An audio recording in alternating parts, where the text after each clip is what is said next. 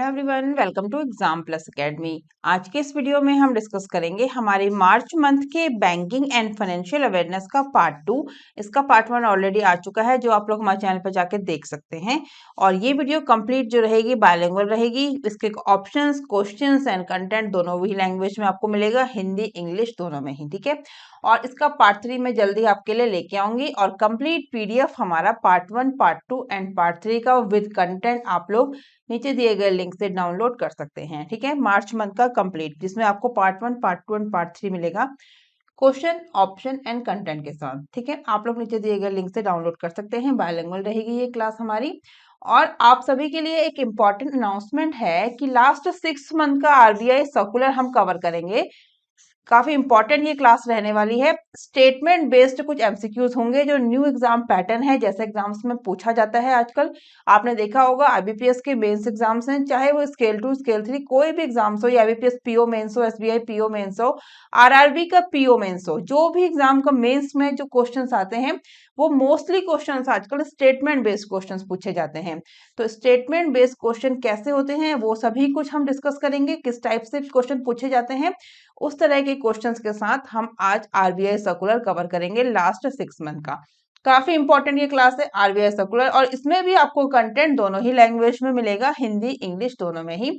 जैसा आपको क्लास में पढ़ाया जाएगा कंप्लीट पीडीएफ में भी वैसा ही रहेगा, ठीक है। काफी इंपॉर्टेंट क्लास है, सभी बैंक एस्पिरेंट्स जितने भी एग्जाम्स देने जाने वाले हैं, चाहे फ्रेशर्स हो चाहे ऑफिसर्स के जो स्केल 2 स्केल 3 हो, कोई भी हो, काफी इंपॉर्टेंट ये क्लास रहने वाली है आरबीआई सर्कुलर, जिसमें स्टेटमेंट बेस्ड क्वेश्चंस के साथ हम कवर करेंगे कंप्लीट लास्ट 6 मंथ का आरबीआई सर्कुलर, ठीक है। जिसमें अक्टूबर से मार्च तक के सभी न्यूज और क्वेश्चंस कवर किए जाएंगे। ये एक इंपॉर्टेंट अनाउंसमेंट था, आप लोग इस वीडियो को जरूर देखिएगा।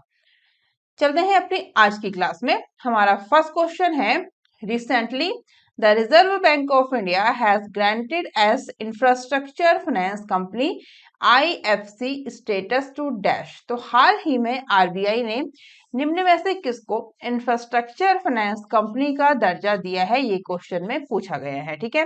What is the right answer? NITI Aayog, SEBI, IREDA या एनएचबी? राइट आंसर क्या हो जाएगा इसका? IREDA is the right answer of this question. Clear? IREDA क्या फुल फॉर्म है इरेडा का?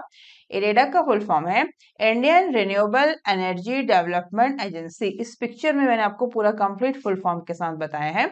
RBI granted and IFC, IFC क्या है? Infrastructure finance company status to IREDA, Indian renewable energy development agency, IREDA, ठीक है। Company statement said it was earlier classified as an investment and credit company ICC. Clear हो गया? क्या बोला गया है इसमें कि आरबीआई ने इरेडा को इंफ्रास्ट्रक्चर फाइनेंस कंपनी का दर्जा दे दिया है, ठीक है। इसे पहले आईसीसी के रूप में क्लासिफाइड किया गया था। आईसीसी क्या है? आईसीसी है इन्वेस्टमेंट एंड क्रेडिट कंपनी के रूप में इसको जो है क्लासिफाइड किया गया था, वर्गीकृत किया गया था। और अब इसको बना दिया गया है IFC infrastructure finance company IREDA को। इंपॉर्टेंट क्वेश्चन एग्जाम्स के पॉइंट ऑफ व्यू से। और आप लोग अगर जो क्विज बेस्ड हैं, इस तरह के पोल्स या क्वेश्चंस करना चाहते हैं, स्टेटमेंट बेस्ड क्वेश्चन, तो आप लोग मुझे अनअकैडमी पे जरूर फॉलो करिए। अनअकैडमी पे मेरा अनलॉक कोड आपसे पूछेगा। अगर आप प्लेटफॉर्म पहली बार यूज कर रहे हैं तो कोड आप लोग यूज करेंगे 10HB। अगर आपसे अनलॉक कोड जो है वो उसमें पूछा जाएगा, ठीक है।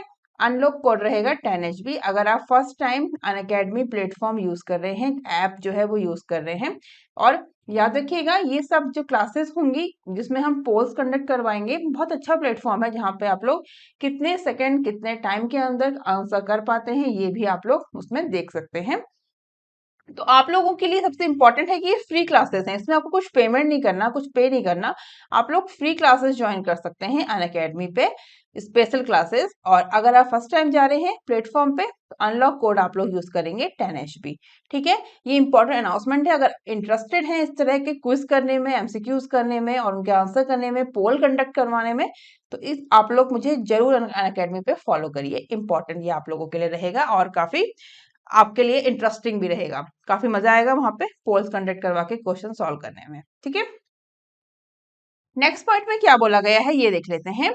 With the IFC status, IREDA will be able to take higher exposure in RE financing The IFC status will also help the company to access a wider investor base for fund mobilizations, resulting in competitive rates for fundraising. ठीक है, क्या बोला गया है इसमें कि IFC स्थिति के साथ इरेडा आरई वित्त पोषण में उच्च जोखिम लेने में सक्षम होगा और IFC का दर्जा कंपनी को फंड जुटाने के लिए एक व्यापक निवेश आधार तक पहुंचने में भी मदद करेगा, जिसके परिणाम स्वरूप धन उगाहने के लिए प्रतिस्पर्धी दरें होंगी। ये सब इंपॉर्टेंट इसके जो कंटेंट है वो दिया गया है।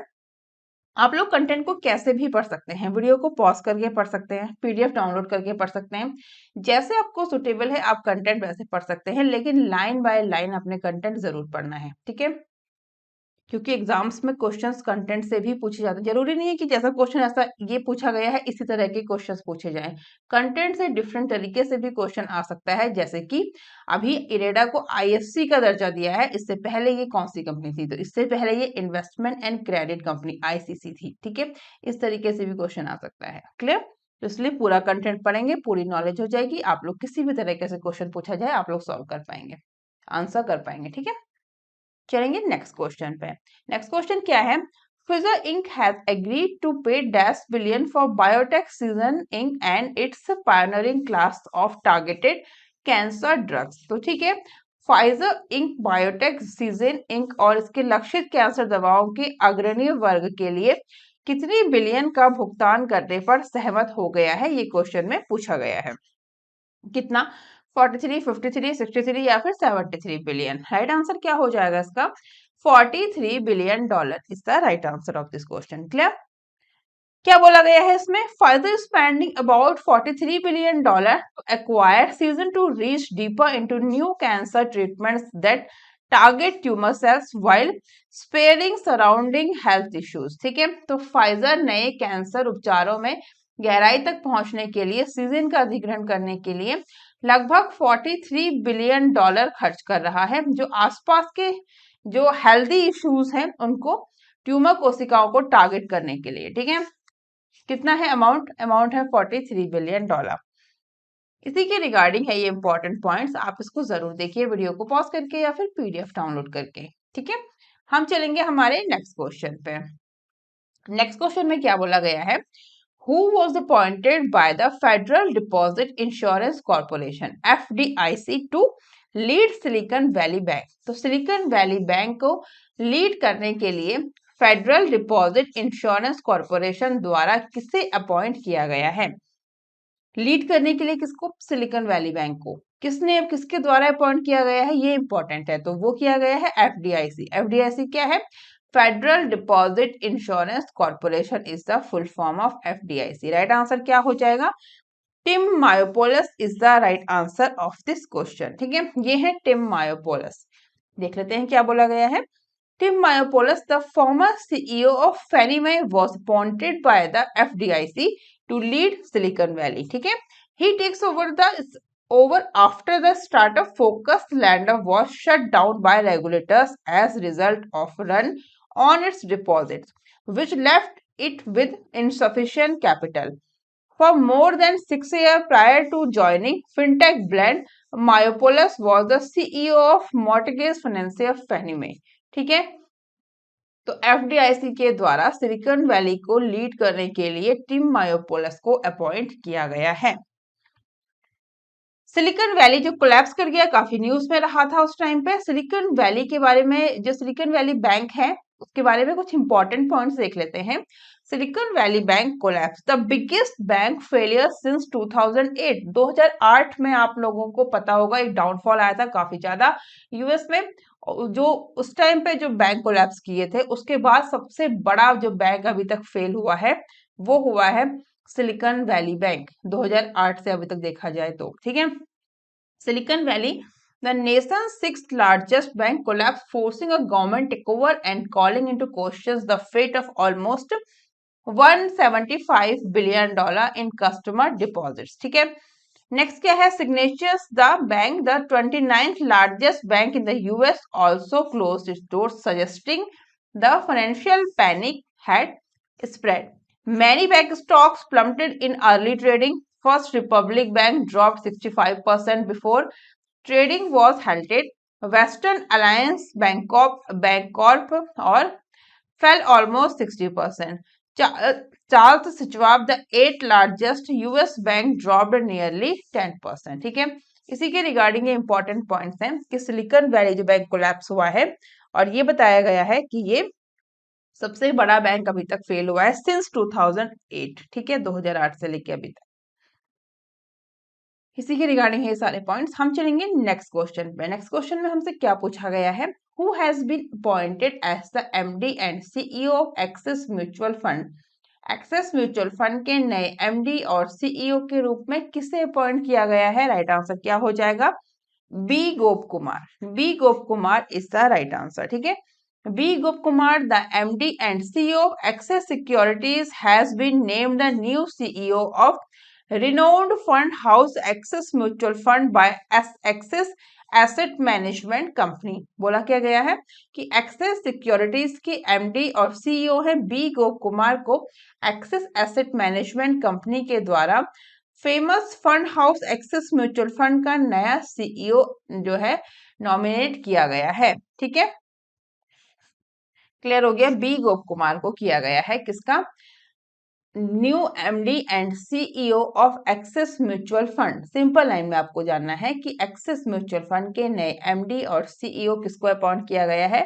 बी गोप कुमार. इस पिक्चर में आप देख सकते हैं ये हैं B Gop Kumar. Clear. Chandresh Nigam, the previous CEO of the company, is replaced by B. Gop Kumar as head of equities formally from July 2009.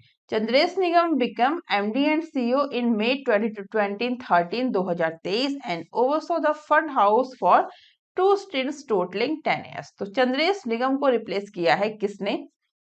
किसने किया है? बी गोप कुमार ने. इस तरह से क्वेश्चन भी इंपॉर्टेंट हो जाता है कि चंद्रेश निगम को बी गोप कुमार ने रिप्लेस किया है. ठीक है, इनकी जगह पे हो गए हैं बी गोप कुमार. क्लियर. चले नेक्स्ट क्वेश्चन पे. नेक्स्ट है government appointed dash interim chairman of LIC for 3 months. तो अभी मैंने ये काफी बार कवर किया है क्वेश्चन कि सरकार ने 3 महीने के लिए एलआईसी के अंतरिम अध्यक्ष के रूप में किसको नियुक्त किया है? Siddharth Mohanty. Siddharth Mohanty is the important question है ये. इनको एलआईसी का 3 months के लिए इंटरिम चेयरमैन अंतरिम अध्यक्ष बनाया गया है. इनसे पहले कौन थे? एमआर कुमार. ये है सिद्धार्थ मोहंती. इनको बनाया गया है एलआईसी का चेयरमैन अभी 3 months के लिए. और इनसे पहले इन्होंने किसको रिप्लेस किया है अगर पूछा जाएगा तो एम आर कुमार. ठीक है, एम आर कुमार को रिप्लेस किया है किसने? सिद्धार्थ मोहंती ने. और ये बन गए हैं एलआईसी के नए इंटरिम चेयरमैन फॉर 3 months. ये भी याद रखना है 3 महीने के लिए. For a period of 3 months beginning 14th of March, the center has chosen Siddharth Mohanty as the interim chairman of the LIC. Currently, the MD and CEO of LIC Housing Finance, Siddharth Mohanty, will take over as MD of the LIC on 1st of February 2021. ठीक है, 3 महीने के लिए इनको बनाया गया है LIC का नया इंटरिम चेयरमैन. इन्होंने रिप्लेस किया है एम आर कुमार को. क्लियर. इसी के रिगार्डिंग है इंपॉर्टेंट कुछ क्वेश्चन कुछ पॉइंट्स हैं.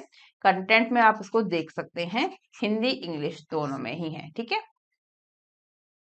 चलते हैं हम हमारे नेक्स्ट क्वेश्चन पे. नेक्स्ट क्वेश्चन क्या है? इसमें आप लोग इंपॉर्टेंट पॉइंट्स जरूर पढ़िएगा. मैंने आपको बार बार बोला है कि जब मैं आपको इंपॉर्टेंट पॉइंट्स देती हूँ कंटेंट में, उसको आपने जरूर, कितना सिंपल और लैंग्वेज में लिखा है, हिंदी इंग्लिश दोनों में ही. फर्स्ट में अगर देखा जाए तो लिखा है up to his retirement on June 30 2023 Siddhartha Mohanty was propose to lead LIC as its MD. ठीक है, और एलआईसी करंट एमडी कौन कौन है ये भी आपको दिया गया है. इसमें है विष्णु चरण पटनायक, आईपी विनय और Siddhartha Mohanty and Rajkumar. While the company chairman is Shri M R Kumar. इनका पूरा क्या नाम है? मंगलम रामसुब्रमण्यन कुमार. ठीक है, 30 जून 2023 को रिटायर होने तक सिद्धार्थ मोहंती को इसके एमडी के रूप में एलआईसी का नेतृत्व करने का प्रस्ताव दिया गया था. और एलआईसी के वर्तमान एमडी कौन कौन है?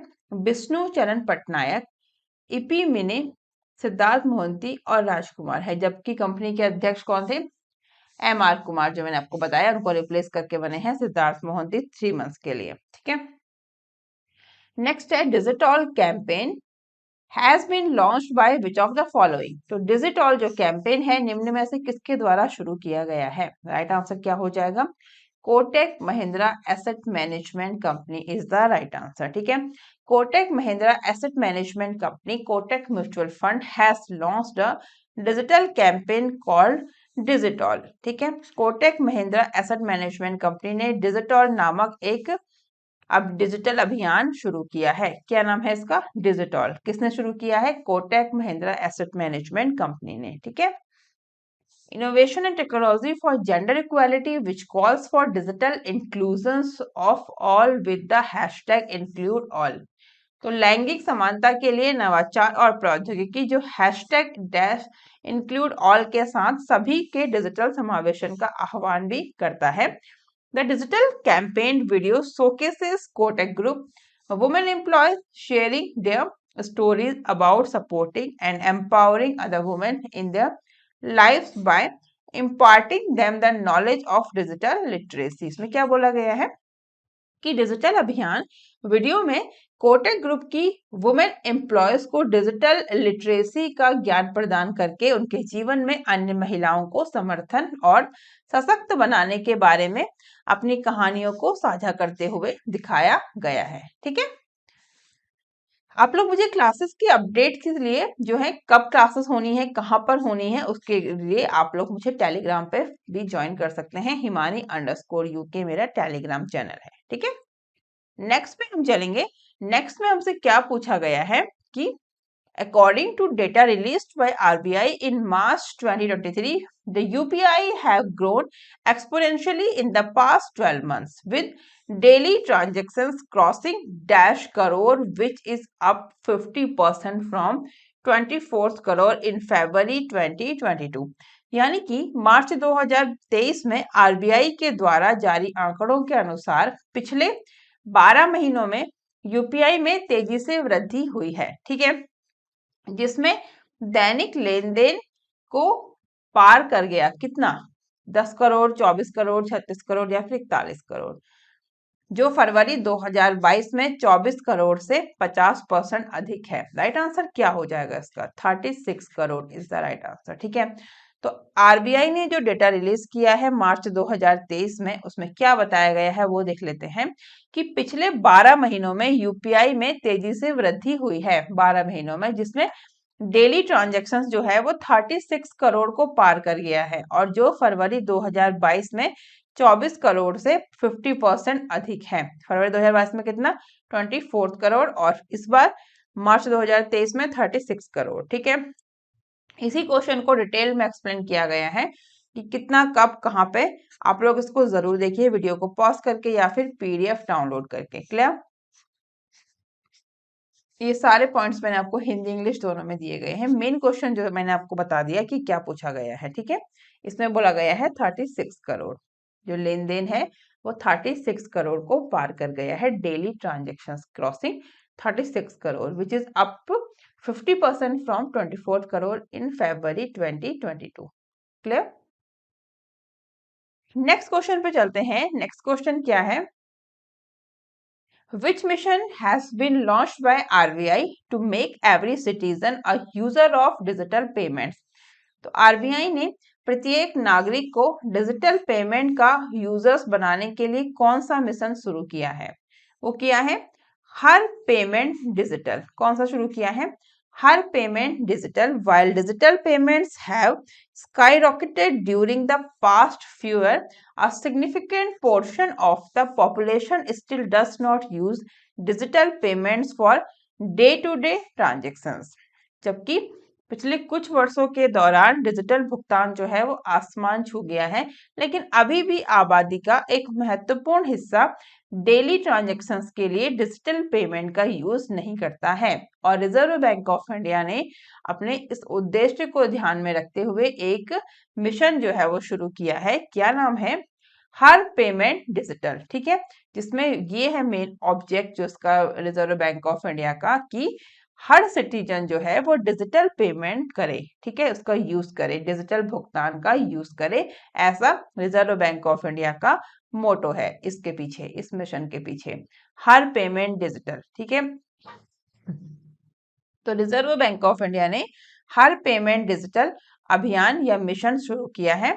ठीक है, हर नागरिक के लिए किया है कि हर नागरिक जो है देश का डिजिटल पेमेंट का यूज कर सके, क्योंकि काफी लोग तो यूज करते हैं लेकिन अभी भी बहुत ज्यादा परसेंट पॉपुलेशन में ऐसा भी है कि जो लोग यूज नहीं करते डिजिटल पेमेंट का। तो यही मेन मोटो है रिजर्व बैंक ऑफ इंडिया का कि डे टू डे ट्रांजेक्शन्स में डिजिटल पेमेंट का यूज हो पाए। ठीक है, इसका थीम देख लेते हैं।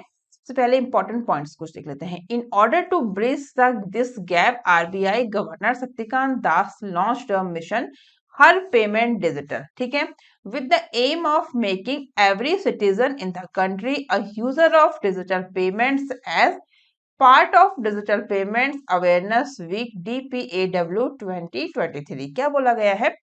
इस अंतर को पाटने के लिए आरबीआई के गवर्नर शक्तिकांत दास ने डिजिटल पेमेंट जागरूकता सप्ताह, ठीक है, डिजिटल पेमेंट अवेयरनेस वीक 2023 के हिस्से के रूप में देश के प्रत्येक नागरिक को डिजिटल भुगतान का उपयोगकर्ता बनाने के उद्देश्य से एक मिशन, क्या नाम है मिशन का?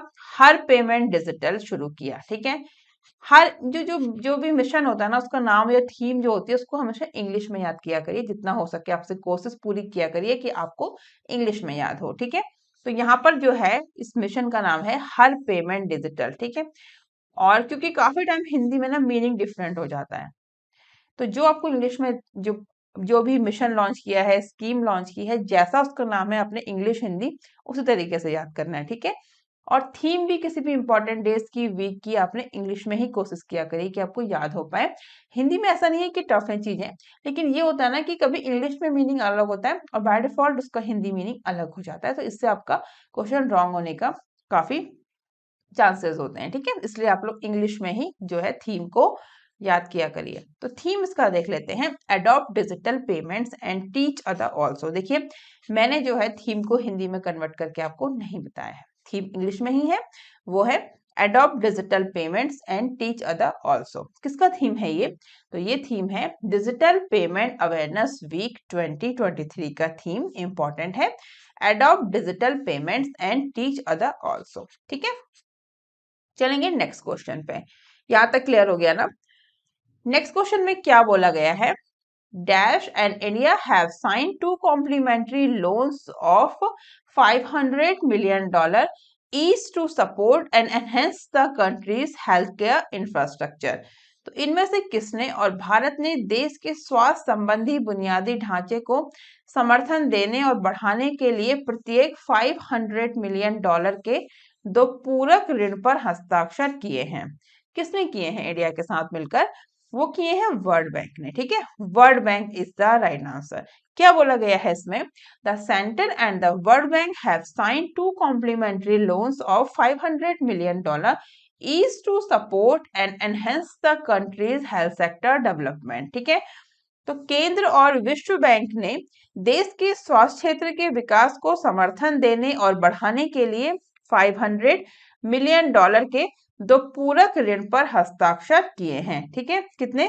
$500 million के 2 पूरक ऋण, यानी कि 2 complimentary loans of $500 million is to support and enhance the country's health sector development। Country के हेल्थ सेक्टर डेवलपमेंट के लिए वर्ल्ड बैंक ने और इंडिया ने साइन किए हैं 2 कॉम्प्लीमेंट्री लोन्स। कितना? $500 million। ठीक है, इसी के रिगार्डिंग आपको इंपॉर्टेंट पॉइंट्स दिए गए हैं। मैंने आपको पूरा समझा दिया है कि कितना दिया गया है लोन और कितना किस पर्पस के लिए दिया गया है। तो हेल्थ सेक्टर के डेवलपमेंट के लिए दिया गया है वर्ल्ड बैंक और इंडिया के बीच में। अदर इंपॉर्टेंट पॉइंट्स आप लोग देख सकते हैं, जैसे कि कुछ, क्योंकि आप लोग उसको बिल्कुल क्विट नहीं करेंगे। ठीक है, आपने इसको जरूर पढ़ना है, वीडियो को पॉज करके पढ़िए। देखिए, मैं इतना टाइम अपने इसमें देती हूँ आपको एक्सप्लेन करने में, तो यहाँ पर जो लोग पीडीएफ नहीं लेते हैं वो लोग यहाँ पे परचेज इसको नहीं कर पाते हैं, वो लोग इसको पॉज करके पढ़ सकते हैं इजीली। ठीक है, इसको पॉज कर सकते हैं आप इस टाइम के बीच में जो आपको दिया गया है। यहाँ पर क्या बोला गया है? Through this combined financing of $1 billion the world Bank will support India flagship Pradhanmantri Ayushman Bharat health infrastructure mission PMABHIM launched in October 2021। ठीक है, इससे ये भी क्लियर हो गया कि कब लॉन्च किया गया था। बोला क्या गया है? $1 बिलियन के इस संयुक्त वित्त पोषण के माध्यम से विश्व बैंक अक्टूबर 2021 में लॉन्च किए गए भारत के प्रमुख प्रधानमंत्री आयुष्मान भारत स्वास्थ्य अवसंरचना मिशन, ठीक है, प्रधानमंत्री Ayushman Bharat health infrastructure mission जो है कब लॉन्च किया गया था? अक्टूबर 2021 में। कवर हो गया स्टैटिक जीके स्टैटिक बैंकिंग का क्वेश्चन। ऐसे ही हर पॉइंट आप अगर पढ़ोगे तो आपको हर पॉइंट में कुछ ना कुछ इंपॉर्टेंट स्टैटिक की जो है वो कवर हो जाएगा। इसीलिए आपको मैं ये कंटेंट देती हूँ, इंपॉर्टेंट होता है एग्जाम्स के पॉइंट ऑफ व्यू से। तो पढ़िए इसको, जैसे सुटेबल हो पॉज करके या फिर पीडीएफ डाउनलोड करके, जैसे आपको सुटेबल हो, लेकिन कंटेंट जरूर पढ़िए, ठीक है। और अनअकैडमी पे आप लोग फॉलो जरूर करिए मुझे, जिससे हम लोग वहां पे क्विज है वो अच्छे से ले पाए, टेस्ट ले पाए, पोल कंडक्ट करवा पाए, ठीक है। आप लोगों के लिए काफी इंटरेस्टिंग रहेगा, मैं आपको बता रही हूँ, काफी इंटरेस्टिंग, बिल्कुल बोरिंग नहीं होगा, जिससे आप लोग अपनी स्पीड भी जज कर पाएंगे, ठीक है। फ्री रहेगी क्लास, कुछ पेमेंट नहीं करना है, बस अनअकैडमी का ऐप डाउनलोड करना है और अनलॉक कोड है आपका 10 HB, ये कोड यूज करना है, क्लियर। और टेलीग्राम पे आप लोग मुझे फॉलो कर सकते हैं, हिमानी_UK, ठीक है। टेलीग्राम चैनल है हिमानी_UK, इसको जरूर ज्वाइन करिए क्लासेस की अपडेट के लिए। नेक्स्ट में क्या पूछा गया है देख लेते हैं। As per the national statistical office since 2014-15 India per capita income dash. तो 2014-15 से एनएसओ के अनुसार भारत की प्रति व्यक्ति आय कितनी हुई है? डबल हुई है, ठीक है, डबल इसका राइट आंसर हो जाएगा। बिकम्स 3 टाइम्स 4 टाइम्स 5 टाइम्स नहीं, डबल, सीधी बात है, ठीक है। एनएसओ क्या है? National statistical office since 2014-15 India per capita income कितनी हो गई है? डबल हो गई है एनएसओ के अकॉर्डिंग। कितना अमाउंट देख लेते हैं। India per capita income in nominal terms double two ₹1,72,000 since 2014-15, ठीक है। When the Narendra Modi led NDA came to power, but uneven income distribution remains a challenge, ठीक है। डबल तो हुई है, क्या बोला गया है कि 2014-15 में नरेंद्र मोदी के नेतृत्व वाली एनडीए के सत्ता में आने के बाद से भारत की प्रति व्यक्ति आय मामूली रूप से दोगुनी होकर 1,72,000 रुपये हो गई है, लेकिन अभी भी असमान आय वितरण एक चुनौती बनी हुई है। लेकिन क्या मीनिंग है इसका? Uneven income distribution remains a challenge, इसके बाद भी ये चैलेंज है, क्या? अनइवन इनकम डिस्ट्रीब्यूशन, ठीक है, क्लियर हो गया। चलेंगे नेक्स्ट क्वेश्चन पे। नेक्स्ट में क्या है? Pramerica life insurance limited has appointed dash as MD and CEO. तो प्रामेरिका लाइफ इंश्योरेंस लिमिटेड ने किसको एमडी और सीईओ अपॉइंट किया है? किसको किया है इन सब में से? पंकज गुप्ता, ठीक है, Pankaj Gupta is the right answer. Pramerica life insurance limited has appointed Pankaj Gupta as MD and CEO, ठीक है। पंकज गुप्ता इस पिक्चर में आप देख सकते हैं, इनको प्रामेरिका लाइफ इंश्योरेंस लिमिटेड का एमडी एंड सीईओ अपॉइंट किया गया है। The appointment has been approved by IRDAI and the board of Pramerica life insurance. सीधी सी बात है, अपॉइंटमेंट है किसी भी इंश्योरेंस में, फर्स्ट अप्रूवमेंट तो उसको IRDAI के थ्रू मिलेगा, जो है insurance regulatory and development authority of India, regulatory body है इंश्योरेंस की, तो इसको इसके थ्रू और बोर्ड ऑफ प्रामेरिका के थ्रू अपॉइंटमेंट को अप्रूवल मिला है और पंकज गुप्ता बन गए हैं MD and CEO Pramerica life insurance के। और इन्होंने किसको सक्सीड किया है? कल्पना संपत, ठीक है, ये भी इंपॉर्टेंट है, किसको रिप्लेस किया है, किसको सक्सीड किया है, वो है कल्पना संपत, ठीक है। ये पहले एमडी सीईओ थी और अब बन गए हैं पंकज गुप्ता, इनसे पहले थी कल्पना संपत प्रामेरिका लाइफ इंश्योरेंस की एमडी एंड सीईओ। नेक्स्ट पे चलते हैं। नेक्स्ट क्वेश्चन में क्या बोला गया है? Which bank is signed MOU with Central Warehousing Corporation to facilitate finance to farmers? तो किस बैंक ने किसानों को वित्त की सुविधा के लिए केंद्रीय भंडारण निगम के साथ समझौता ज्ञापन पर हस्ताक्षर किए हैं? SBI, BOB, PNB, bank of India. Right answer क्या हो जाएगा इसका? किस बैंक ने किए हैं? PNB is the right answer, ठीक है। क्या बोला गया है? Punjab national bank, National Public Sector Bank, Central Warehousing Corporation have signed a MOU to facilitate financing under ENWR। क्या है ये? इलेक्ट्रॉनिक नेगोशिएबल वेयरहाउसिंग रिसिप्ट, ठीक है। तो पीएनबी ने और सेंट्रल वेयरहाउसिंग ने ENWR के तहत वित्त पोषण की सुविधा के लिए एक समझौता ज्ञापन पर हस्ताक्षर किए हैं। क्लियर हो गया? किस पे किए हैं? एक MOU पर साइन किए हैं पंजाब नेशनल बैंक ने और सेंट्रल वेयरहाउसिंग कॉर्पोरेशन ने। ठीक है, किस लिए किए हैं? तो facilitate financing under ENWR, electronic negotiable warehousing receipt के तहत वित्त पोषण की सुविधा के लिए एक MOU पर साइन किए हैं। ठीक है, इसी के रिगार्डिंग है इंपॉर्टेंट पॉइंट, इसको आप देख सकते हैं। हम चलेंगे हमारे नेक्स्ट क्वेश्चन पे। क्या है next question? Union finance minister Nirmala Sitharaman has unveiled 10 crore budget for Jammu and Kashmir union territory for the next financial year. तो प्रेजेंट में हमारी यूनियन फाइनेंस मिनिस्टर कौन है? निर्मला सीतारमण जी ने जम्मू और कश्मीर केंद्र शासित प्रदेश के लिए कितने करोड़ के बजट का अनावरण किया है, अनवील किया है? ये क्वेश्चन में पूछा गया है। कितना करोड़ का बजट है? तो है 1,18,500। ठीक है, 1,18,500 इज द राइट आंसर। क्या बोला गया है? Union finance minister Nirmala Sitharaman has unveiled rupees 1,18,500 crore budget for Jammu and Kashmir UT Union Territory for the next financial year. The total budget estimates for the fiscal is rupees 1,18,500 crore, of which development expenditures is the order of rupees 41,491 crore. क्या बोला गया है देख लेते हैं। इसमें बोला गया है कि हमारी जो प्रेजेंट में यूनियन फाइनेंस मिनिस्टर हैं निर्मला सीतारमण जी ने अगले वित्त वर्ष के लिए जम्मू और कश्मीर केंद्र शासित प्रदेश के लिए 1,18,500 करोड़ रुपए के बजट का अनावरण किया है और वित्तीय वर्ष के लिए कुल बजट अनुमान रुपये 1,18,500 करोड़, जिनमें से विकासात्मक व्यय जो है वो 41,491 करोड़ रुपए के क्रम का है। ठीक है, अमाउंट आपने याद रखना है कि जम्मू एंड कश्मीर यूटीज के लिए नेक्स्ट फाइनेंशियल ईयर के लिए कितने करोड़ बजट अनवील किया गया है फाइनेंस मिनिस्टर निर्मला सीतारमण जी के द्वारा। तो वो किया गया है 1,18,500 करोड़ रुपए। ठीक है, अब किस किस में कितना कितना किया गया है ये आप इसको पॉज करके जरूर देखिए। ठीक है, इसको वीडियो को पॉज करके हिंदी और इंग्लिश दोनों में ही आपको पॉइंट टू पॉइंट एक्सप्लेन की गई हैं चीजें, जिसको जो भी सुटेबल है ऊपर इंग्लिश में नीचे हिंदी में सभी कुछ दिया गया है। ठीक है, हम चलते हैं हमारे नेक्स्ट क्वेश्चन पे। नेक्स्ट क्वेश्चन में क्या बोला गया है? Ashwini Kumar has been appointed as the new MD and CEO of which bank?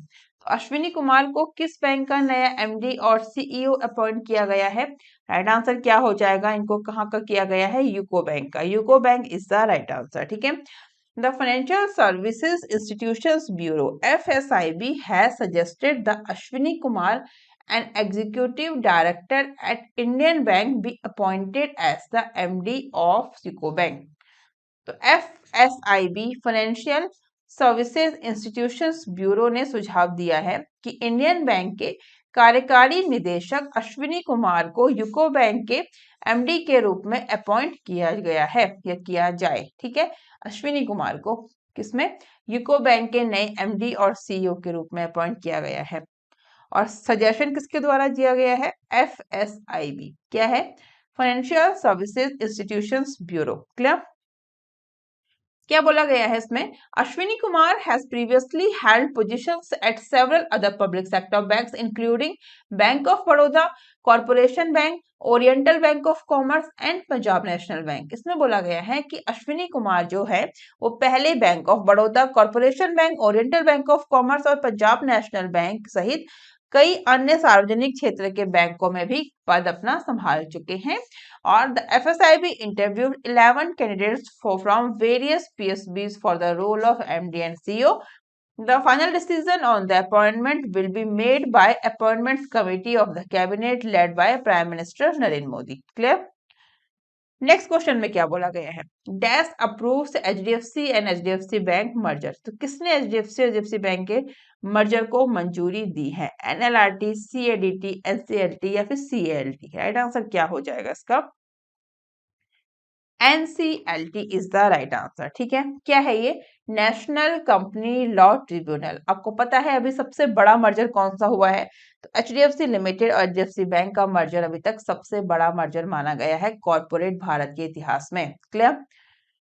On 17th of March, National Company Law Tribunal approved the merger of HDFC Limited and HDFC Bank, which is considered to be the largest merger in the history of corporate India. तो 17 मार्च को NCLT ने HDFC limited और HDFC bank के विलय को मंजूरी दी है, जिसे कॉर्पोरेट भारत के इतिहास में सबसे बड़ा विलय यानी कि मर्जर माना जाता है। इंपॉर्टेंट क्वेश्चन है। ठीक है, अप्रूवल तो काफी जगह से मिला है, लेकिन फाइनल अप्रूवल था NCLT की तरफ से। ठीक है, तो क्या बोला गया है? This merger will create a massive banking entity by combining India's largest housing finance company with the country's largest private lender. तो ये विलय जो है भारत में सबसे बड़ी हाउसिंग फाइनेंस कंपनी को देश के सबसे बड़े निजी ऋणदाता के साथ जोड़कर एक विशाल बैंकिंग यूनिट का निर्माण भी करेगा। Prior to this HDFC limited had already received approval from various regulatory bodies and stock exchanges for the merger. Share of both companies were trading higher on the BSE during late trading hours. बोला गया है कि इससे पहले HDFC limited को विलय के लिए विभिन्न नियामक निकायों और स्टॉक एक्सचेंजों से पहले ही मंजूरी मिल चुकी थी और BSE पर कारोबार के आखिरी दिनों में दोनों कंपनियों ने शेयर तेजी के साथ कारोबार कर रहे थे। इंपॉर्टेंट एक पॉइंट है जो मैंने आपके लिए पढ़ दिए हैं। ठीक है, आप इसको जरूर पढ़ के जाइएगा। चलिए नेक्स्ट क्वेश्चन पे। नेक्स्ट में क्या बोला गया है? Which bank recently introduced RuPay credit card on UPI। तो हाल ही में किस बैंक ने UPI पर रुपे क्रेडिट कार्ड पेश किया है? किस बैंक ने किया है? राइट आंसर क्या हो जाएगा इसका? Canara bank. Canara bank is the right answer. क्या बोला गया है? to leverage the reach of UPI and the strength of credit card product, Canara Bank in collaboration with NPCI launched the RuPay credit card through UPI using the Bhim app. तो UPI की पहुंच और credit card products की ताकत का लाभ उठाने के लिए केनरा बैंक ने NPCI के साथ मिलकर भीम ऐप का उपयोग करके UPI के माध्यम से रुपे क्रेडिट कार्ड लॉन्च किया है। ठीक है, किसने किया है? केनरा बैंक ने किया है। नेक्स्ट इंपॉर्टेंट पॉइंट देख लेते हैं क्या है? This integration allows customers to connect their RuPay credit card to UPI and conduct merchant transactions without needing the physical card, resembling UPI account based transactions. ठीक है, क्या बोला गया है? UPI की पहुंच और क्रेडिट कार्ड प्रोडक्ट्स की ताकत का लाभ उठाने के लिए केनरा बैंक ने NPCI के साथ मिलकर भीम ऐप पर, ठीक है, भीम ऐप का उपयोग करके UPI के माध्यम से रुपे क्रेडिट कार्ड लॉन्च किया है। सिंपल वर्ड्स में आपको सब कुछ समझा दिया गया है। ठीक है, और क्यों किया है ये मैंने आपको बता दिया। जो UPI की स्ट्रेंथ और जो उसकी रीच है, UPI की रीच आपको पता है ऑल ओवर इंडिया है, सभी जगह। इसी के रिगार्डिंग केनरा बैंक ने कोलैबोरेशन किया है NPCI के साथ। किस लिए? तो रुपे क्रेडिट कार्ड लॉन्च करने के लिए किसके through? UPI using the Bhim app. Clear? Next question क्या कौन सा है? Which bank offer ecosystem banking for Indian startups. तो कौन सा बैंक भारतीय स्टार्टअप्स के लिए इकोसिस्टम बैंकिंग प्रदान करता है? किसके लिए करता है? सबसे पहली बात, इंडियन स्टार्टअप्स तो आप समझते हैं ना, स्टार्टअप के लिए करता है इकोसिस्टम बैंकिंग। कौन सा बैंक करता है? ICICI bank. ठीक है, राइट आंसर क्या हो जाएगा? ICICI bank is the right answer. ICICI bank announced that it offering a comprehensive bucket of digital and physical solutions to cater to all banking needs of startups across their various life stages। तो ICICI bank ने घोषणा की कि वह विभिन्न जीवन चरणों में स्टार्टअप्स की सभी बैंकिंग जरूरतों को पूरा करने के लिए डिजिटल और भौतिक समाधानों का एक व्यापक बकेट पेश कर रहा है। ठीक है, स्टार्टअप जो भी कुछ भी नया स्टार्टअप बनता है, वो स्टार्ट होता है, उसको स्टार्टअप्स बोलते हैं। कुछ भी हो सकता है, कंपनी हो सकती है, बिजनेस हो सकता है। तो कौन सा बैंक है जो इंडियन स्टार्टअप्स को ऑफर कर रहा है प्रदान कर रहा है क्या? इकोसिस्टम बैंकिंग, वो है आईसीआईसीआई बैंक। ठीक है, इसी क्वेश्चन के रिगार्डिंग है अदर इंपॉर्टेंट पॉइंट, ऊपर इंग्लिश में नीचे हिंदी में, आप पॉज करके देख सकते हैं या फिर पीडीएफ डाउनलोड करके पढ़ सकते हैं जैसे आपको सुटेबल है। ठीक है, फर्स्ट पॉइंट में क्या बोला गया है? As part of the startup ecosystem banking, the bank has put in place dedicated team for the startups that serves them through an extensive network of branches. तो स्टार्टअप इकोसिस्टम बैंकिंग के हिस्से के रूप में बैंक ने startups के लिए एक समर्पित टीम बनाई है जो उन्हें शाखाओं के व्यापक नेटवर्क के माध्यम से सेवा प्रदान करती है। क्लियर? नेक्स्ट क्वेश्चन में क्या बोला गया है? Which bank becomes official banking partner of Mumbai Indians team? तो कौन सा बैंक है मुंबई इंडियंस टीम का आधिकारिक बैंकिंग भागीदार बना हुआ है या बन गया है? कौन सा बैंक है? वो है आईडीएफसी फर्स्ट बैंक। ठीक है, IDFC first bank. Clear? IDFC First Bank, a private sector bank in India, has become the official banking partner of Mumbai Indians, a franchisee cricket team that competes in the IPL. तो IDFC First Bank जो है वो भारत में एक private sector का bank है और IPL में जो कॉम्पिटिटर्स हैं उनकी कम्पीट करने वाली फ्रेंचाइजी क्रिकेट टीम कौन सी है? मुंबई इंडियंस इसका ऑफिशियल बैंकिंग पार्टनर बन गया है। ठीक है, कौन सा बैंक? IDFC first bank. किसका पार्टनर बना है? तो आईपीएल टीम का, IPL cricket team Mumbai Indians का ऑफिशियल बैंकिंग पार्टनर बन गया है IDFC first bank. As the official banking partner, IDFC First Bank will provide a range of financial products and services to Mumbai Indians and its players, including banking solutions, credit cards, and digital banking services. तो आधिकारिक banking भागीदार के रूप में IDFC first bank Mumbai Indians और इसके खिलाड़ियों को बैंकिंग समाधान, क्रेडिट कार्ड और डिजिटल बैंकिंग सेवाओं सहित वित्तीय उत्पादों और सेवाओं की एक श्रृंखला भी प्रदान करेगा। क्लियर? नेक्स्ट पे चलते हैं। नेक्स्ट क्वेश्चन में क्या बोला गया है? Reserve bank of India has sign MOU with the central bank of which among the following countries to enhance cooperation and jointly enable innovation in financial product and services. तो RBI ने वित्तीय उत्पादों और सेवाओं में सहयोग बढ़ाने और संयुक्त रूप से नवाचार को सक्षम करने के लिए किस देश के केंद्रीय बैंक के साथ एक समझौता ज्ञापन पर हस्ताक्षर किए हैं? वो किए हैं यूएई, यूनाइटेड अरब एमिरेट्स के। ठीक है, RBI on 15th of March said that it has signed a MOU with the Central Bank of UAE for promoting innovations in financial products and services. Clear हो गया? RBI ने कब किया है? 15 मार्च को ये कहा है कि एक एमओयू साइन किया है सेंट्रल बैंक ऑफ यूएई किस लिए? For promoting innovations in financial products and services के लिए। ठीक है, इनको प्रमोट करने के लिए यूएई के सेंट्रल बैंक के साथ एक एमओयू साइन किया है रिजर्व बैंक ऑफ इंडिया ने। ठीक है, नेक्स्ट क्या है? Both central banks will collaborate of various emerging areas of fintech, specially central bank digital currencies, and explore interoperability between the CBDCs or UAE central banks and the RBI. तो दोनों केंद्रीय bank fintech के विभिन्न उभरते क्षेत्रों, विशेष रूप से CBDC पर सहयोग करेंगे और यूएई के सेंट्रल बैंक और आरबीआई के सीबीडीसी के बीच अंतर का भी पता लगा पाएंगे। ठीक है, the central bank of UAE and RBI will jointly conduct proof of concepts and pilots of bilateral CBDC bridge to facilitate cross-border CBDC transactions of remittances and trade. तो सेंट्रल बैंक ऑफ यूएई और RBI संयुक्त रूप से प्रेषण और व्यापार के सीमा पार CBDC लेन-देन की सुविधा के लिए द्विपक्षीय सीबीडीसी फुल के प्रूफ ऑफ कॉन्सेप्ट और पायलट का संचालन भी करेंगे। ये सब तो कंटेंट है, ये सब आप लोग देख सकते हैं वीडियो को पॉज करके। हम चलेंगे नेक्स्ट पे। नेक्स्ट क्वेश्चन क्या है? Who among the following has been recently appointed as the chairman of PFRDA? तो PFRDA के जो चेयरमैन है वो कौन बने हैं? सीधी सी बात है, कौन बने हैं? किसको अपॉइंट किया गया है PFRDA के?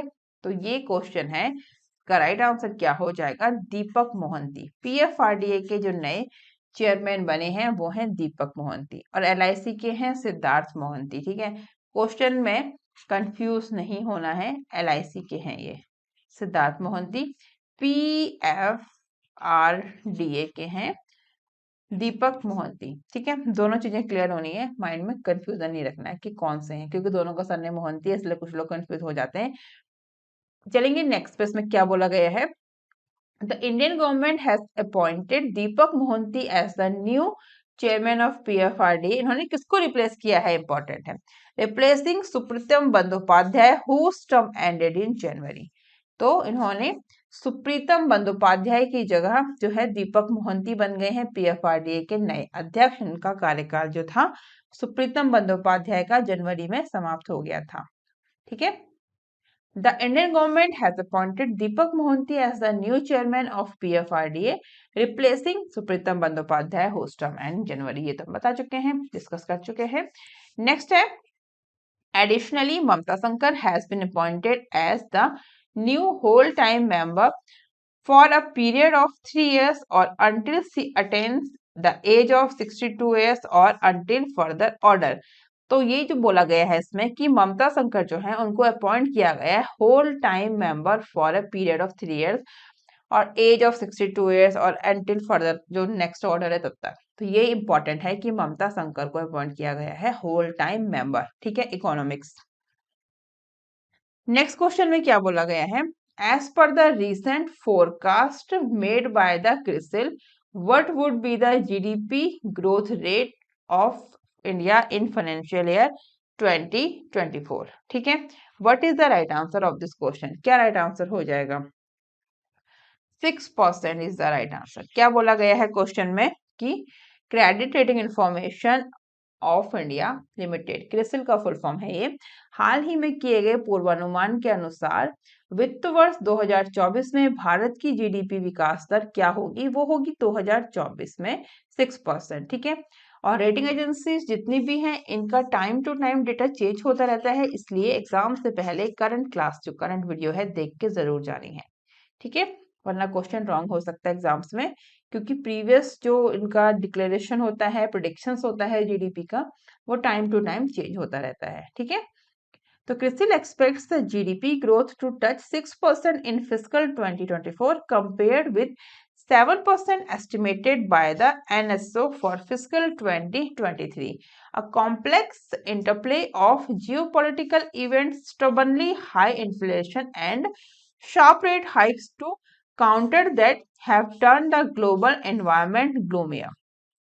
On the domestic front, the peak impact of the rate hikes 250 basis points since May 2022, which has pushed interest rate above pre-COVID-19 levels, will pay out in fiscal 2024। ठीक है, क्वेश्चन में आपको जो पूछा गया है वो हमने बता दिया है, इसका कंटेंट आप लोग देख सकते हैं जैसे आपको सुटेबल है, मैंने आपको पहले ही बोला है। आप वीडियो को पॉज करके भी देख सकते हैं, PDF डाउनलोड करके भी देख सकते हैं, जैसे सुटेबल है। और जितनी भी GDP प्रिडिक्टिंग एजेंसीज हैं, प्रिडिक्शन देती हैं GDP का, इनका time to time data change होता है। अगर आपको एग्जाम देने जाना है, कोई भी अगर आपका एग्जाम है, तो रिसेंटली जो क्लास ली गई है GDP प्रिडिक्शंस के लिए जो डेटा है आप उसको ही पढ़ के जाएं, क्योंकि प्रीवियस अगर क्लास है लास्ट और आप आफ्टर 6 मंथ एग्जाम देने जा रहे हैं, तो जो डेटा है may be, not sure, may be change हो गया हो, तो इस वजह से आपका क्वेश्चन रॉन्ग हो सकता है। आपने करंट क्लास जरूर देखनी है for the GDP predictions. Clear? तो यहाँ पे कवर हुआ है हमारा मार्च मंथ का बैंकिंग एंड फाइनेंशियल अवेयरनेस का पार्ट 2। जल्द ही इसका पार्ट 3 भी मैं आपके लिए लेके आऊंगी और कवर हो जाएगा हमारा फुल मार्च मंथ का बैंकिंग एंड फाइनेंशियल अवेयरनेस। और कंप्लीट PDF आप लोग नीचे दिए गए लिंक से डाउनलोड कर सकते हैं।